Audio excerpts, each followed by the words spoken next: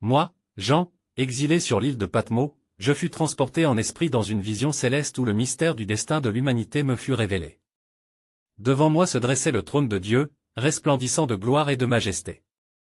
Autour de ce trône, les 24 anciens étaient assis, couronnés d'or, et les 4 êtres vivants, emplis d'yeux et de puissance, rendaient un hommage incessant à celui qui règne éternellement. Et voici que je vis dans la main droite de celui qui siège sur le trône un livre scellé de 7 sceaux.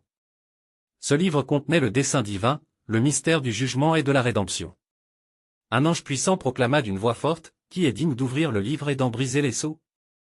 Mais nul dans le ciel, ni sur la terre, ni sous la terre ne pouvait l'ouvrir ni même le regarder. Une profonde tristesse m'envahit, et je pleurai abondamment, car personne ne se trouvait digne d'ouvrir ce livre et d'en dévoiler le contenu. Alors l'un des anciens s'approcha et me dit, « Ne pleure pas. Voici, le lion de la tribu de Juda, le rejeton de David, a vaincu.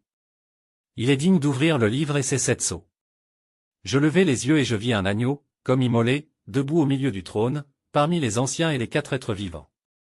Il avait 7 cornes et 7 yeux, qui sont les 7 esprits de Dieu envoyés par toute la terre. L'agneau s'avança et prit le livre de la main droite de celui qui est assis sur le trône. À cet instant, une immense adoration se répandit dans les cieux. Les 24 anciens et les 4 êtres vivants tombèrent devant l'agneau, tenant chacun une harpe et des coupes d'or remplies d'encens, qui sont les prières des saints. Ils chantaient un cantique nouveau. Tu es digne de prendre le livre et d'en ouvrir les sceaux. Car tu as été immolé. Et tu as racheté pour Dieu, par ton sang, des hommes de toute tribu, de toute langue, de tout peuple et de toute nation. Tu as fait d'eux un royaume et des prêtres pour notre Dieu. Et ils régneront sur la terre. Puis je regardai, et j'entendis la voix d'une multitude innombrable d'anges qui entouraient le trône, les êtres vivants et les anciens. Leur nombre était myriades de myriades, milliers de milliers, et ils proclamaient d'une voix forte. L'agneau qui a été immolé est digne de recevoir la puissance, la richesse, la sagesse, la force, l'honneur, la gloire et la louange.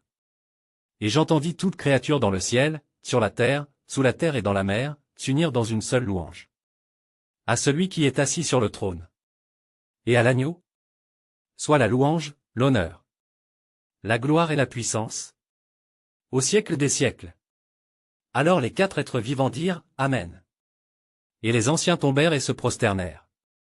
Ainsi, dans cette vision ineffable, je compris que le sort du monde et de l'humanité reposait entre les mains de l'agneau. Lui seul pouvait dévoiler le mystère du plan divin et accomplir l'œuvre du salut.